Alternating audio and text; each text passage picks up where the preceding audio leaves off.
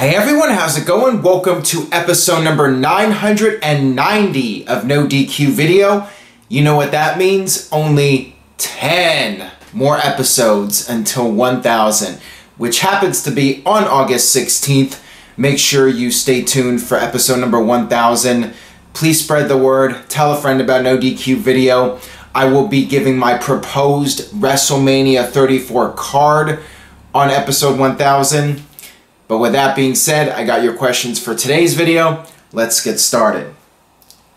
First one comes from SUKH. I'm not even going to attempt to pronounce that. What are the chances of The Rock wrestling one more match? What is he, like Christian? One more match? I think there's a decent chance, but I really do feel like the odds are against it at this point. The Rock is just such a hot commodity in Hollywood right now, and the insurance company that he's affiliated with, they do not want him to be risking injury. They do not want him wrestling. The Rock did that very brief match with Eric Rowan because it was essentially a rock bottom and nothing else, but it's a huge risk for The Rock to get in there and do a full-fledged match that could potentially jeopardize a movie production and cost people hundreds, if not millions of dollars. The Rock getting hurt would possibly be a disaster for people in Hollywood and the insurance company. So I think that it's more of a long shot right now, unless The Rock's career begins to wind down or if there is a huge gap between projects that The Rock is working on. But right now, he's a very busy man. He's got a lot on his plate.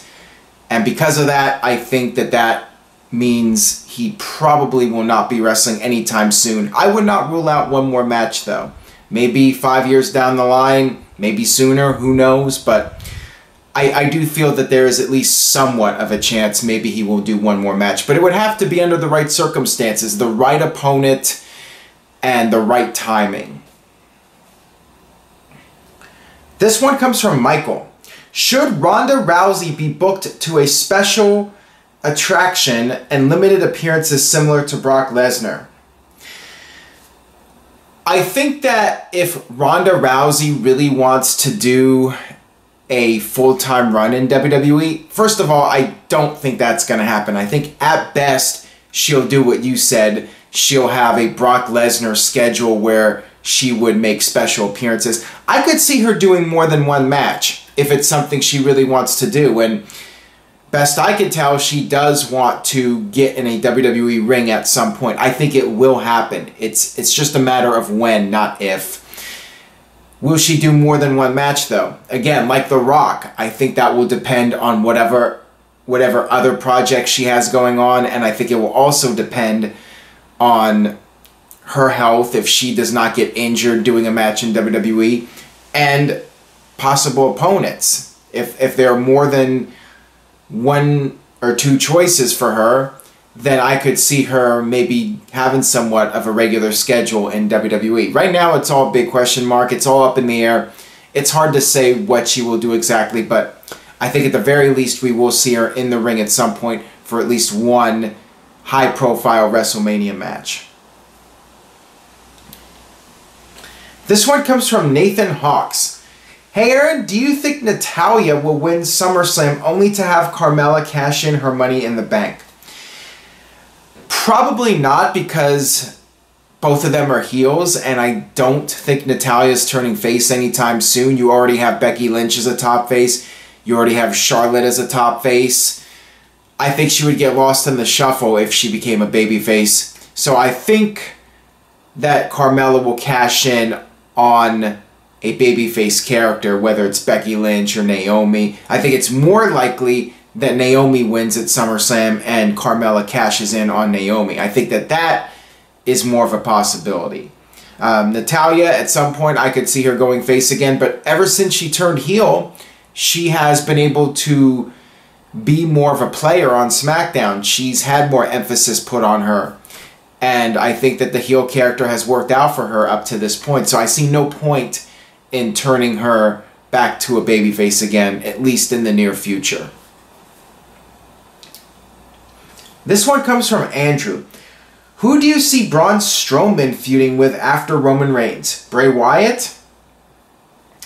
Interesting question. I could see that as a possibility, but I could also see Braun Strowman and Bray Wyatt maybe reuniting and forming a new tag team in WWE, but I'll talk more about that later. As far as potential one-on-one opponents, Samoa Joe, to me, seems like a good choice. Just the brief encounter between the two of them on Raw, face-to-face. I think that that would be a very interesting match, and I think that it's inevitable we'll see that. They could even have an extended feud go on for several months. I would say Joe is perhaps at the top of potential opponents. If Brock Lesnar sticks around for a while, WWE could also do Lesnar versus Strowman. You would think that at some point WWE will do Lesnar and Strowman one-on-one.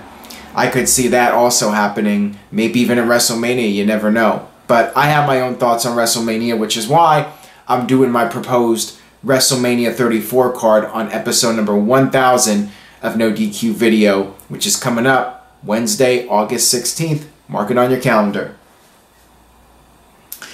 This one comes from Ryan. Are you at all bothered that SmackDown advertises Raw and vice versa when it's supposed to be competition? It's been a while since I've really taken this so-called competition seriously. Right from the beginning, I felt like WWE botched the whole competition aspect of it. They did bring it up initially, like Daniel Bryan would come out and mention the ratings for SmackDown and how the fans were liking SmackDown better than Raw, but WWE quickly gave up on that. And I remember last year when Randy Orton was appearing on Raw, it was little things that I noticed that really made me not take it very seriously. And that's one of them. The fact that WWE would promote Raw on SmackDown and SmackDown on Raw. That's just one of those little things. And when you add all the little things up, yeah, it's hard to really take the brand extension seriously. So you have your pros and cons to it. Like I said in a previous video, I think the biggest pro is guys are not becoming stale as quickly because they're only appearing on television once a week, versus when you were doing one brand, you would have guys on both shows and they would get overexposed faster. To me, that's the biggest positive of this brand split. And theoretically, the brand split would result in new guys getting pushes. And I guess that has worked to some degree. It's just that WWE has so many people on the roster that you still have guys getting lost in the shuffle. Got this one here from Walter. Hey Aaron, with all the tag teams breaking up, do you see WWE putting together two random people a la Cesaro for a new team? I did mention Bray Wyatt and Braun Strowman earlier, but that's not exactly a random team. I could see it happening. I would prefer if WWE did not repeat the same storyline. You know, you gotta figure out a different way to have two people come together that are unlikely partners. If you just recreate the same exact storyline with the Odd Couple, then it's going to feel very stale and not very entertaining if you repeat the same storyline. But WWE likes to do the same thing over and over again and hope that people forget about the past. I don't know what they're gonna do, but they really could benefit from having some new tag teams formed. Maybe just find a different way to do it though. Just change things up. Go in a different direction. Come up with some new innovative ways to create tag teams. I'm not sure what you do. This one comes from Calvin. Who do you think will have a more successful career, Jason Jordan or Chad Gable? I think Double J. Well, if you call him Double J, that might jinx him. That might curse him to the point where he doesn't draw a dime. Even if he breaks 1,000 guitars, he might not draw a dime.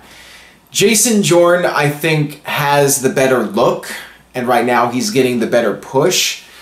Chad Gable, though, I think is the better overall performer, at least right now. Things could always change. Jason Jordan might come into his own and really become a solid performer. If Jason Jordan turns heel, maybe he'll develop his character. I think both are lacking character development. And both of them, I haven't really seen any great promos from either of them. That's why I think it's a hard question to answer, because right now both of them are untested. They're still developing. I think in the long run, though, I think Chad Gable has a little bit more of an advantage because of his talent in the ring. And like I've said before, the cream rises to the top. And I think Chad Gable will be successful in WWE just because of how talented he is. Jordan, I think, will need something, whether it's the booking or he comes up with something in terms of character development and catches on with the audience. He needs something. Just being a good wrestler and being billed as Kurt Angle's son is not going to cut it. He needs more than that. What that is, we don't know yet until you really explore the possibilities with his character and see where he can go. Got this one here from Ivan. Hey Aaron, first time asker. If Dean Ambrose doesn't turn heel by SummerSlam, can we assume WWE dropped the ball on it? I like this question because I have talked about Dean Ambrose possibly turning heel for a while now. WWE has had several opportunities. I remember last year with the whole James Ellsworth thing. I would have loved to have seen Dean Ambrose turn heel on James Ellsworth and just beat Ellsworth within an inch of his life. I want to see more Brian Pillman in Dean Ambrose. That's what I'd like to see. We haven't really seen it yet. I'd love to see a Dean Ambrose heel turn. I still think you can do it and have it be successful. I do not think it's too late. Whereas with John Cena turning heel, I think that ship has sailed. With Ambrose, though, I think there's still time to do it, and that will play into my proposed card for WrestleMania 34. So again, stay tuned. August 16th. I will be plugging August 16th more than WWE promotes $9.99. So hopefully you guys do not hate me by the time we reach episode number 1000. Keep spreading the word, though. I do appreciate that. The more views this video gets and the more feedback I get, I might back down a little bit. But I'm all about self-promotion, and we got 1000 coming up. Got to make it as big as possible. This one comes from Jesse. In your opinion, should WWE be called sports entertainment or should it be called pro wrestling? If so, why? Alright, here we go with a rant again about this. I have talked about this over the years, but I'll bring it up again. It's the same thing. Pro wrestling, sports entertainment. At the end of the day, it's people getting in a ring and pretending to not like each other. It's all about the presentation of it that counts. That is what the difference is, and there are different ways to entertain people. It is entertainment. It's not a real sport. When you're trying to be entertaining, you do whatever plays to your own strengths. For some guys, being a great athlete is how you entertain people. In some cases, being a great talker is how you entertain people. But it's all about getting in the ring and entertaining people. To me, wrestling, sports entertainment, whatever, it is a soap opera. For the longest time, it's been a male soap opera primarily, but we're seeing more and more women get into wrestling and becoming fans. A lot of that due to the women's revolution. But it is about the whole package, in my opinion. I think what makes a great wrestling or sports entertainment show is a little bit of everything. Good athleticism, great storytelling, interesting characters, and this means everything from the costume to the persona to the entrance with the lighting. And yes, pyro. I talked about this before. I think pyro is a factor, and I think it is important, more important than WWE is giving it credit for. And I think that all these things put together, it makes a great entertaining show. So it's just a matter of how you present it to people. But if you're trying to be a great wrestler or a great sports entertainer, you got to look at all elements of it. Interesting theme song, good on the mic, good in the ring, being able to make a connection with the audience, having charisma. All these things count. Every little thing counts, in my opinion. You put it all together and you got the total package. But hopefully something better than Lex Luger. Got this one here from Colin. What do you think Eddie Guerrero's career could have been if he did not pass away so early in life? Interesting question. I think if Eddie Guerrero was healthy, the problem is before he passed away, he was banged up. He was very beat up from years of the hard life and injuries and various other things. So he was pretty worn out. I'm not sure how many years he would have had left in WWE. If he had been able to stay healthy, I think he might have had a good solid 5 years left. I think he would have gone into his mid-40s before retiring.